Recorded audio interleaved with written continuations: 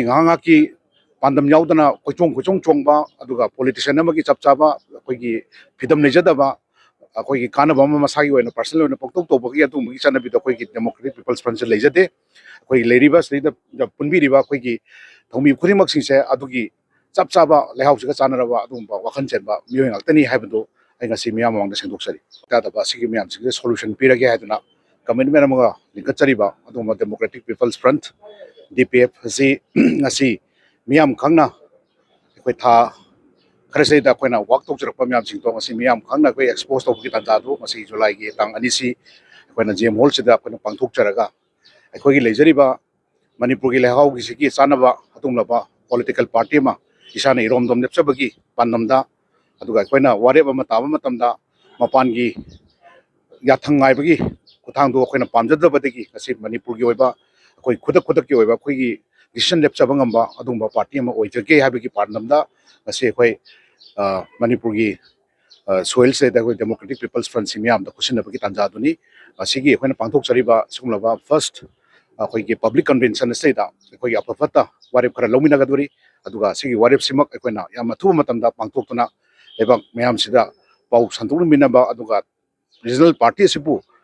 akoigi amama national gi amama gi mayam gi koi yathang ngainari bapot mayam singse thadok piraga democratic people's front masaida punamangna cooperation pibiu aduga nungsibiu aduga akoigi nganga ki pandam yaudana kochong chongba aduga politician amagi chapchaba akoigi phidam nejadaba akoigi kanaba masagi oina personal oina poktok tobagi atu mugi chana bida akoigi democratic people's front se lejade akoigi leribas leida punbi riba akoigi thomi khurimak singse adugi chapchaba lehausiga chanaraba adumba wakhan chenba mioy ngaktani haibdo ainga si miyam mawangda sengdoksari thabak thorom se akoigi ahamba gi thabak thorom se kaisunate akoigi political gi stand leitaba miyam singse sigi hana awareness ama public awareness ama adigi vote ta akoigi yam henna kara hen janna expenses tawraga kai de talai no khangdo paisa miyamna ut chairaga akoi vote kombagi campaign se masima akoi mayam da gyan tanminan ba aduga lebak leinung da leraga akoi phummaga leriba lebak sigi damakte yam khanjaraga wachari ba mayam jing sigi chance pi da ba adigi sen thong sarga vote ka gani habigi wakhalon se akoi khara lokthon ba se akoi gi DPF ki masi han pandamni madura masi tawjar ba targati akoi na sai public sing se awareness ama pibam changi aduga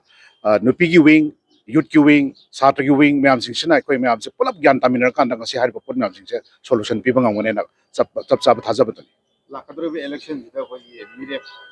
kogi wakhan midile mirep ti akoi na puthona sem saba yam losale adu bo losale ba mayam sing se adugi open declaration dudi yam tuna lawrani aduga khara makhai di leire aduga hojik akoi na kuntra ga taruk tret ki akoi wari sanaba loire aduga chingi kanogi sinau sing so akoi line up toroga mathang mathang sengpan bonari masida jati ama magi khaidok tabida hojik ki akoi na leiminari ba akoi purup inclusive oi ba wakhan dai tare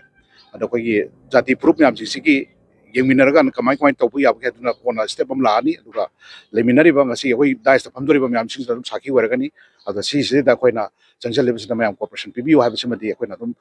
myam da paujan pijari